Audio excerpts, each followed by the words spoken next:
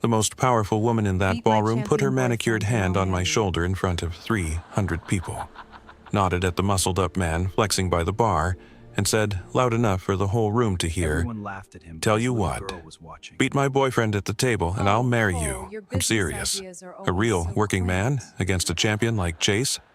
Oh, it'd The be champion adorable." had gym muscles, but Cole And the whole had room 20 years laughed. of steel in his hands. 300 of the richest people in the city, in their tuxedos and their gowns and their watches worth more than my truck, 4 seconds later, laughing at the whole ironworker in ballroom his went one silent. good shirt who'd just been pulled up to the front of the room like a party trick somebody found amusing.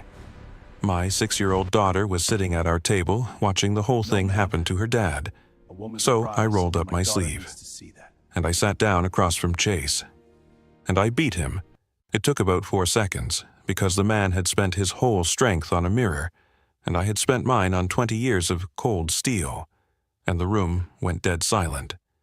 And then I stood up, and I looked Margot Hale dead in the eye, and I did the one single thing that all her money could never have bought. The thing not one person in that gleaming room saw coming, least of all her. I'll tell you exactly what it was in just a minute. But first, if you have ever been treated like a joke by people who couldn't survive one single day of the work that built their whole comfortable world, hit that subscribe button right now. This entire channel is for the people who do the lifting and never get thanked for it. Go on, I'll wait. Then, let me tell you how a steelworker ended up at a billionaire's charity gala in the first place, and how the most humiliating night of my life turned into the proudest. My name is Cole Bannon. I'm 40 years old, and I'm an ironworker. A steel erector, to put the finest point on it. I'm one of the people who walks the high steel and ties the rebar, and bolts up the bare skeletons of the buildings that you live in and work in and shop in and never once think about. When you drive past a skyscraper going up and you see those little figures moving around, way up on the bones of it, hundreds of feet in the open air, with no walls yet and no floors, nothing but beams and wind and sky, that's us. That's me. It is dangerous work, genuinely dangerous, the kind where a moment's carelessness is the last mistake you ever make, and it is brutal and grinding on the body in ways that don't fully show up until you're my age. And it built every callus on my hands and every cord of muscle wrapped around my forearms, because you do not tie steel for 20 years without your grip slowly becoming something a lot closer to a hydraulic machine than to an ordinary man's hand. Hold on to that detail. It matters a great deal later. I have a daughter. Posy. Her real name is Josephine, after my grandmother, but she's been Posy since she was about the size of a loaf of bread, and the name stuck the way the good ones do. She's 6. Her mother and I came apart about 2 years ago. It was a quiet, sad, mutual sort of ending. No villains in it, nobody to blame. Her mom is a genuinely good woman who lives across town now, and the two of us share Posy as carefully and as kindly as two people can manage. And the weeks I have my daughter are, without any competition, the weeks I actually live for. She's the reason I clip onto the safety line every single morning, even when it slows me down. The reason I come home in one piece every single night. She is the entire point of all the lifting. Everything I haul up into the sky, I haul for her. So how on earth does a man like me wind up at a black-tie charity gala thrown by Margot Hale, a woman who owns something like half the construction in this entire city, through the development empire her father built and left to her? Simple, really. The charity that particular night was, of all things, honoring the building trades. The ironworkers, the electricians, the operating engineers, the pipe fitters, all the people who actually, physically, put up the towers and the bridges and the hospitals that make people like Margot Hale their fortunes. It was billed as a celebration of the working men and women who build our great city. The kind of glittering evening that lets a room full of wealthy people feel warm and generous about themselves for a few hours. And our local union got asked to send a handful of us down to be honored, to represent the trades, to stand up and be applauded. They told us to bring our families along. So I dug my one good shirt out of the closet, the one I get married and buried in, and I ironed it, and I brought Posy, because she had never in her short life seen a fancy party, and I figured more than anything that she'd get a kick out of the little desserts, and she did. That's the picture I want you to hold in your mind as I tell you the rest of this. My little girl, in her favorite dress, The purple one, standing absolutely transfixed in front of a chocolate fountain like she'd discovered a new element, while all around the two of us, 300 people in clothing worth more than everything I own put together, drifted and mingled and laughed and pretended, when they passed us, that they had any idea at all who we were. Here's the thing. Nobody warns you about a party like that when you happen to be the help that's being honored. They don't actually see you. Not really. You are a prop in the story they're telling about their own generosity. They will shake your big calloused hand for a photograph and smile for the camera. And then, I watched this happen a dozen times that night, they will wipe their palm on a cocktail napkin when they think you've turned away. I watched it happen to my brothers from the local all evening long.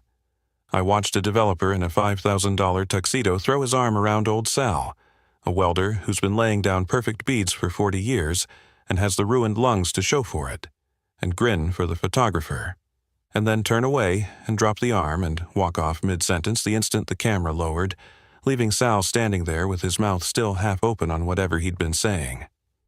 We were there to be the backdrop for their good deed. That was the actual job that night, underneath the speeches. And I'd long ago made my peace with that part of the world. You don't last 20 years in the trades being thin-skinned about how the people who own the buildings regard the people who build them. So I mostly just stood by the wall and kept one eye on Posy and watched my daughter wage glorious war on that chocolate fountain, and I was, genuinely, having a perfectly fine night. And then Margot Hale found me. She was the host of the whole thing, the headliner, the name on the invitation. 37 years old, beautiful in that polished, expensive, effortless-looking way that actually takes an enormous amount of money to look effortless, and sharp as a tack, and just slightly dangerously bored. She had the particular quality of a person who has been, without interruption, the single, most powerful human being in every single room she has walked into since the day she was born, and who has, somewhere along the way in all that, quietly started to regard everyone else in those rooms as a form of entertainment laid on for her benefit. She'd had a few glasses of champagne by the time she got to me, and she had a boyfriend in tow, Chase, and Chase was precisely, exactly what you are already picturing. A fitness influencer. A personality. A man with a famous square jaw and a tan that came from a booth and arms that were very obviously the entire focus and purpose of his life. He'd reportedly won a couple of amateur arm wrestling titles at some point, and he had clearly decided that this fact was the most interesting thing about any room he entered because he'd spent the whole night holding court down by the bar, flexing, posing, and challenging tipsy executives to arm wrestle him so he could flatten them, one after another, for the delight of the crowd that gathered. And Margot, drifting through her own party, hunting for a fresh bit of fun, looked across that ballroom and her eye landed on me, the biggest of the ironworkers, standing quiet by the wall in a cheap, carefully ironed shirt, watching a little girl eat chocolate. And I watched an idea arrive on her face, an idea that she plainly thought was going to be just delicious. She came gliding over, with Chase trailing along behind her like a very large, very handsome boat being towed. She didn't introduce herself. People like her never do. They assume, correctly, that you already know exactly who they are. She just looked me up and down, slow, appraising me the way you'd appraise a bull at an auction, and said, to the little cluster of people around her, more than to me, "Oh, now, would you look at this specimen? Look at the arms on this one. They grow them differently down in the trades, don't they?" A ripple of laughter from her circle. And then she did it. She set her hand on my shoulder. She turned, deliberately, to the gathering crowd, so they'd all be watching. She nodded over at Chase, who was already grinning and rolling his thick shoulders. And she said the line I'll hear in my head until the day I die. "Tell you what, beat my boyfriend at the table and I'll marry you. I'm serious. A real, genuine working man, against a real champion. Wouldn't that just be adorable?" And the whole room laughed. I need you to really understand what was inside that laugh, because everything that happened next came out of it. It was not a laugh with me. It was a laugh at me entirely. It was 300 wealthy people laughing, warmly and comfortably, at the sheer absurdity of the notion The notion that a man like me could possibly be a contender for anything at all. A contender at that table. A contender for a woman like her. A contender in their world. The joke, the entire joke, was my existence in that room. The punchline was that a calloused nobody in a discount rack shirt had somehow gotten the idea that he belonged among them. Margot wasn't truly offering me a single thing. She was using me, using my body, my size, my obvious out-of-placeness, as a prop to flirt with her boyfriend and entertain her guests, the exact way you'd throw a stick across a yard for a dog to chase, to make a date laugh at how eager the dumb animal is. And I looked over at my table, and there was Posy. She had chocolate on her chin and a half-eaten strawberry forgotten in her little hand, and she was watching her father get laughed at by an entire room full of grown-ups. She didn't understand the words. She's 6. The words about marrying and champions meant nothing to her. But she understood the laugh. Children always, always understand the laugh. They understand it long before they understand anything else, because the laugh is older than language, and her face, her bright, open, having the best night of her life face, had gone uncertain. Her little smile had stalled out. She was watching me, and only me, trying to read off her dad's face whether this was okay, whether he was okay, whether she was supposed to laugh too, or whether something bad was happening to him. And that, right there, decided the whole thing. Not my pride. I'd swallowed worse than this and kept eating. Not the ridiculous marriage business. It was my daughter's face going uncertain across a ballroom that made up my mind. So I rolled up my sleeve. Now, here is the part that the entire laughing room had completely wrong, and because it's true to how the world actually works, let me take a second to explain it to you properly. Arm wrestling is not, despite what everyone in that ballroom believed, about how big and impressive a man's arms look. Chase had beautiful arms, truly. Sculpted, symmetrical, photogenic, the kind of arms that have their own social media following. But here is the secret that every man who's ever done real physical labor knows in his bones. Gym muscle and working muscle are two completely different animals. 20 years of tying rebar with a wire twister, of bolting up beams with a spud wrench, of gripping cold, wet steel in a 40-mile-an-hour wind 300 feet up, that builds a very specific and very ugly kind of strength. It lives in the grip, in the forearm, in the wrist, the tendons, the small cruel muscles of the hand that no machine at any gym has ever found a way to isolate. My hands close like a bench vise because they have closed around freezing steel 10,000 times in conditions that would make most men weep.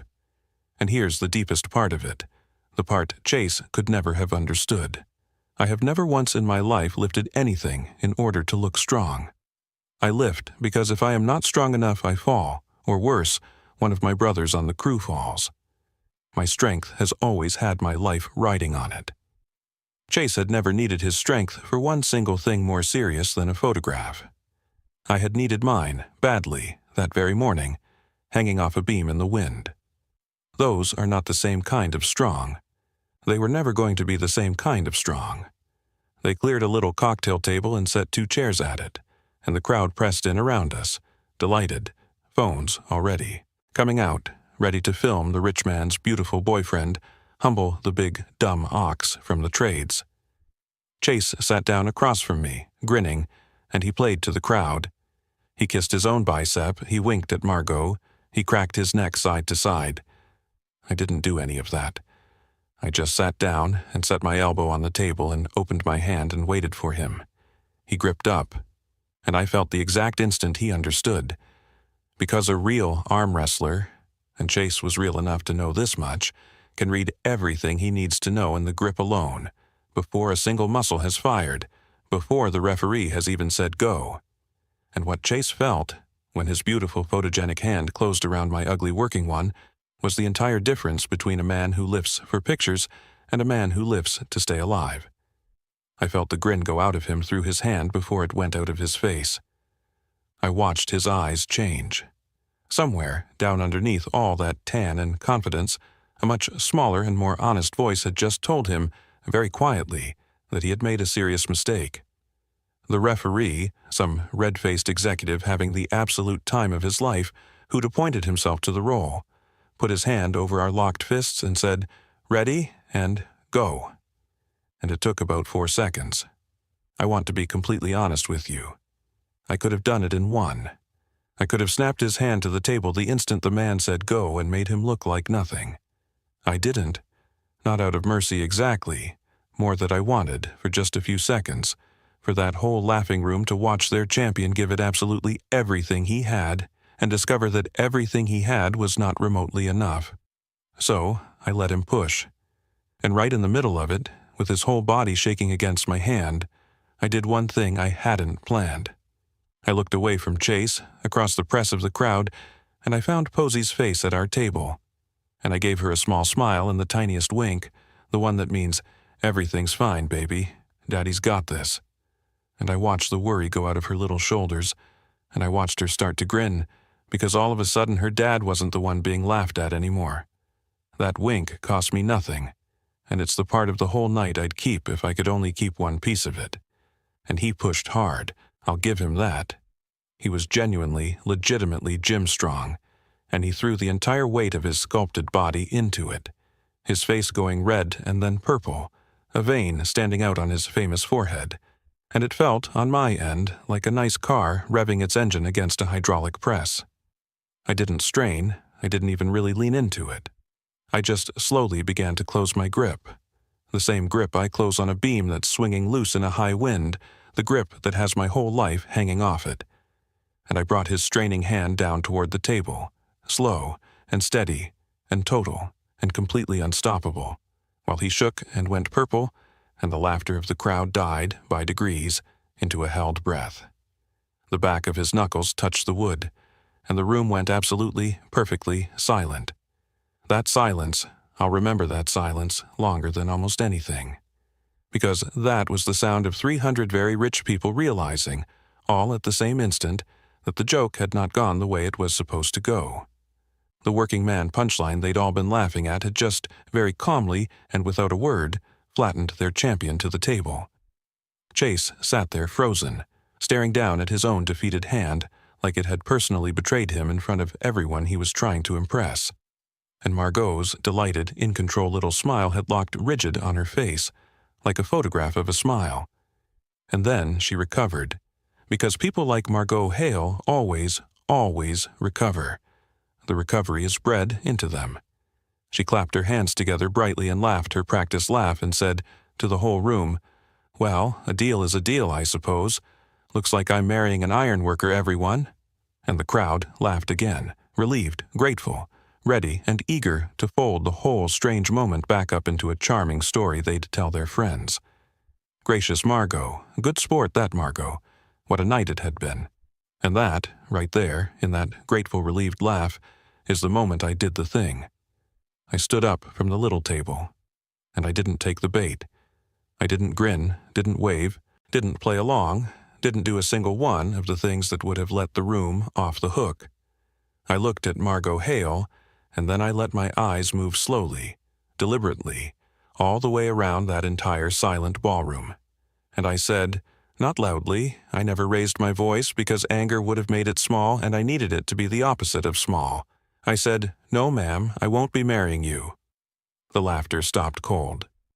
"And not because there's a single thing wrong with you," I went on, into the silence, "but because a person is not a prize you set down on a table. You just offered up your own self as the trophy in a strength contest, in front of 300 people to flirt with him." I nodded, once at Chase, who was still sitting there, "and to have yourselves a good laugh at me. And I'm not going to be a part of that. I won't, because I happen to think you're worth a great deal more than a bar bet, even if you've been rich so long you've forgotten that you are. And because my little girl is sitting right over there at that table, watching every second of this, and I will not, be the man who teaches her that a woman is a thing that a man can win at a table, or that a man is a dog you toss a challenge to for a laugh. She is going to grow up knowing in her bones that both of those people deserve more than that. Starting tonight. Starting with her own father right now in front of all of you." Not one person in that room made a sound. "You all laughed," I said, and I turned and looked out at them, keeping my voice as level and as calm as I keep it on the steel, when she said a working man couldn't be a contender. So let me say one thing, while it's quiet enough in here that you'll actually hear it. Every building you are standing in tonight, every road that brought you here, every tower in this city with one of your family names carved over the door, men like me built those. With these hands. The very same hands that I watched a dozen of you shake for a photograph tonight and then wipe off on a napkin when you thought we weren't looking. You don't have to respect me. That's your right, and it costs me nothing. But you ate a very fine dinner tonight, in a beautiful room that men like me made it possible for you to stand in, at a party that was supposedly thrown to honor us. And then you laughed, all of you, at the very idea that one of us might be worth marrying. I just thought somebody ought to say that out loud one time while the room was quiet enough to take it in. And then I turned my back on all of them. And I walked across that silent ballroom to my table, and I crouched down and I picked up my daughter, chocolate chin, purple dress, forgotten strawberry and all.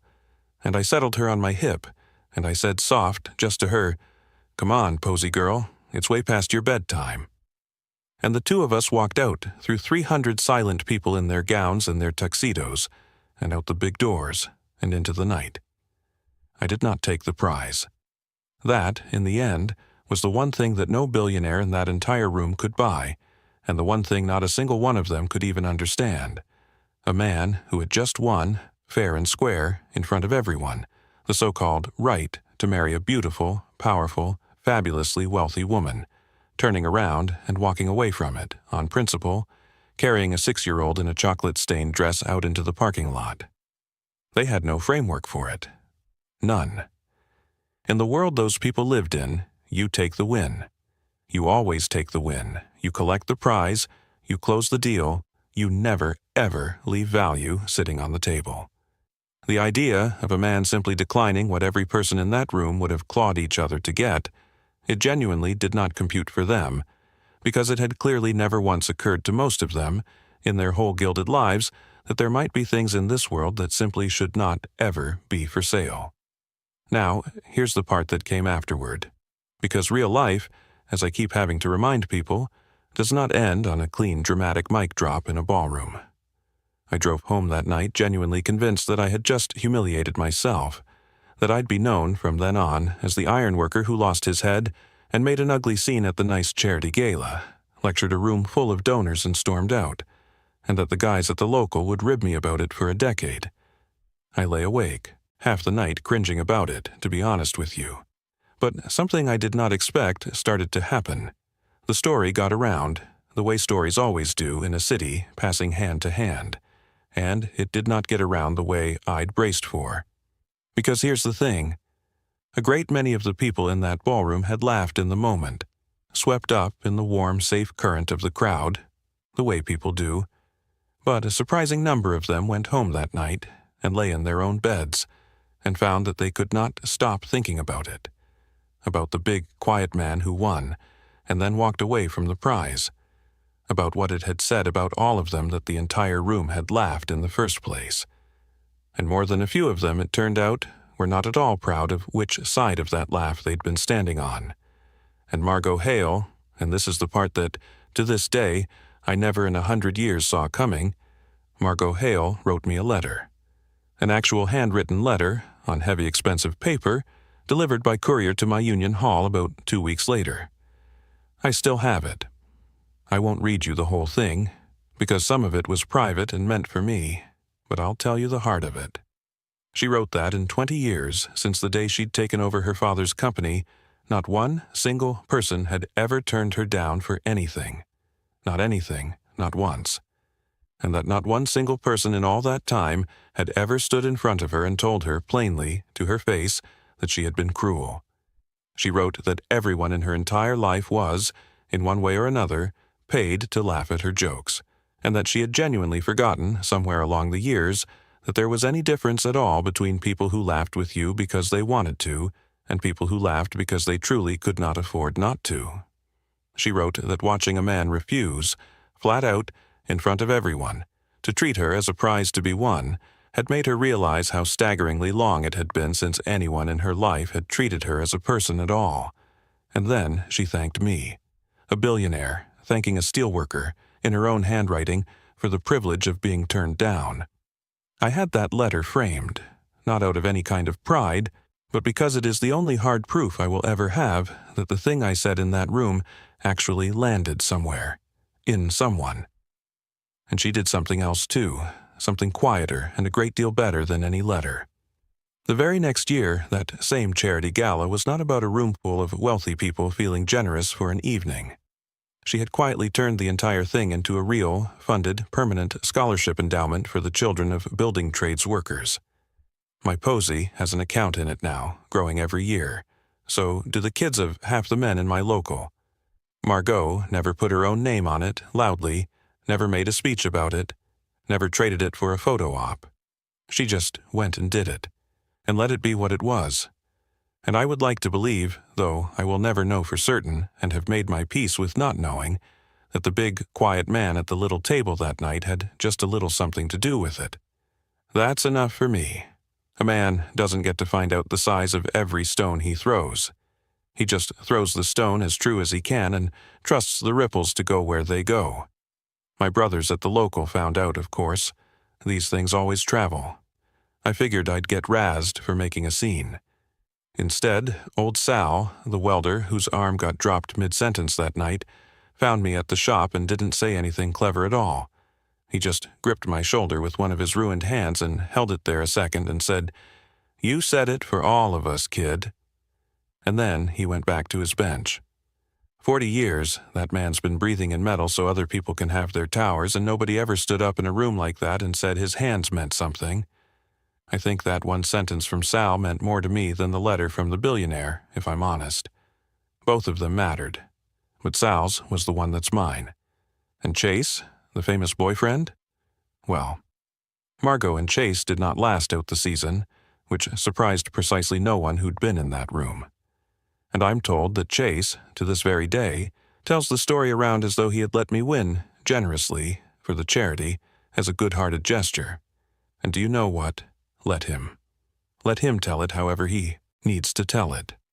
A man who needs, that badly, to have been the strong one is never in his life going to be able to understand a man who genuinely does not care in the slightest whether anyone thinks he is. But I want to tell you the real reason I walked away from that prize, because it wasn't actually about my pride, and when I'm fully honest with myself, it wasn't even really about Margot Hale at all. It was about Posy.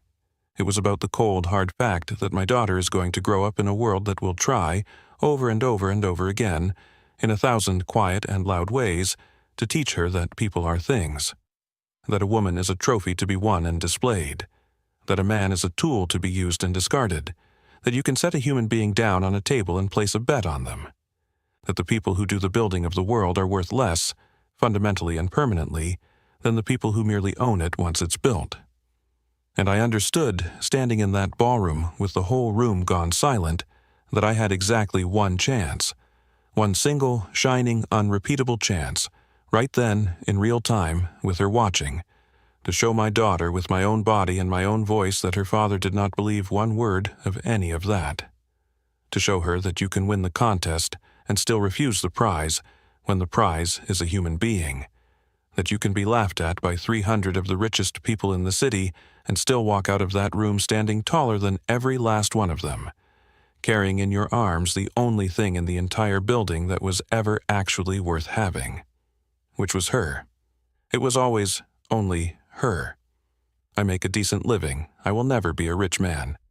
There is a version of that night, I can see it perfectly clearly, where I take the prize, where I grin and play along and let myself get pulled up into that gleaming world and trade my steel and my scarred-up hands and my high, windy mornings for a soft, warm, comfortable life that I did not build with my own 2 hands and would never deserve, and become, in the end, nothing more than an amusing story that Margot's friends tell at parties. The ironworker she married on a dare. And there is no version of that night where I do all of that, and also get to be the man my daughter watched stand up in that room. I could not be both of those men. You are never, ever both of them at once. I picked being the man she watched, and I would pick it again every single time, without one half-second of hesitation. When I was tucking Posy into her bed that night, back in our small apartment, the kind of place not one person from that gala would glance at twice, she was quiet for a good long while, thinking, the way she does. And then she said, into the dark, "Daddy, that lady wanted to marry you." "She did," I said, "sort of. It was a grown-up kind of joke, and it wasn't a very nice one. But you said no." "I sure did." She frowned up at me, 6 years old, genuinely working the problem over in that serious little head of hers. Why, though? She was pretty, and she had a chocolate fountain. I laughed so hard I had to sit down on the edge of her bed. "She did have a chocolate fountain," I admitted. "That part's true. That was a very good fountain. But here's the most important thing I'm ever going to tell you, Posy, so I want you to really hear it. People are not prizes. You do not ever win a person, and you must never, ever let yourself be won like one. The right kind of love, the only kind worth having, is two people choosing each other, freely, because they both want to, and not because somebody won some kind of contest. You're going to remember that when you're big, all right? You promise me. Nobody on this earth ever gets to put you on a table and bet on you. Not ever, not for anything. You are not a prize that gets won. You are a whole entire person." She nodded slowly in the dark, in the way she does when she's filing a thing away somewhere deep and permanent. And then she said, with great seriousness, "Plus, you already have me." I had to take a breath before I could answer that one. "Plus," I said, "I already have you. That right there is the whole jackpot, baby. That's the grand prize. There is nothing, on any table, in any fancy room, in any city, anywhere in the whole wide world, that beats that. Not even close. They could have put the moon on that table tonight and it still wouldn't have come close." She was asleep before I finished saying it. They always are, right when you say the thing you most need them to hear. So, let me ask you just one thing before you go. A whole ballroom full of powerful, accomplished, fabulously wealthy people laughed, out loud and together, at the very idea that a working man could be worth something real. And then not one single one of them could understand, even weeks afterward, why that same man would turn around and walk away from the prize that all of them wanted. And I have come to believe that it's because somewhere along the way, the people who own most of the world quietly forgot the difference between what a thing costs and what a thing is worth. So here is what I honestly want to know from you tonight.